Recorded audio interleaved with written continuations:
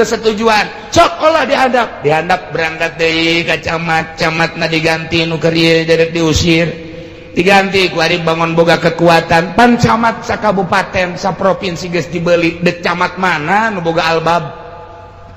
dek bupati mana nu boga albab wah kaditu ieu bakal dipergunakan selama 5 tahun masa jabatan atut ya bakal kos kitu ulah gandeng-gandeng ieu mah pada urangna bae engke bejaan deui di ditu kitu ndek kumaha tah sia teh otak teh teu dipasang tah kos kitu naudzubillah min zalikanya supermi coba ayo sia sekupi naon deui iyalah latas alu geus dijelaskeun ku Gusti Allah kula sok naranya maraneh kabeh tina berbagai perkara nu lamun perkara eta dijelaskeun bakal merengket lantaran penuh kemasyakatan tapi nu jelas bakalna nararanya bae ke di akhir sanggeusna nararanya tapi teu dipake wa intas aluana lamun maneh naranya ti berbagai perkara hina yunazzalul Quran waktu diturunkeun Al-Quran di masa Kangjeng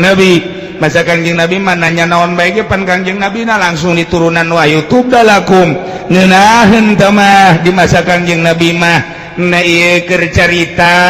bahwa di zaman Kangjeng Nabi mah silahkeun bertanya lantaran engke jawabanna langsung wahyu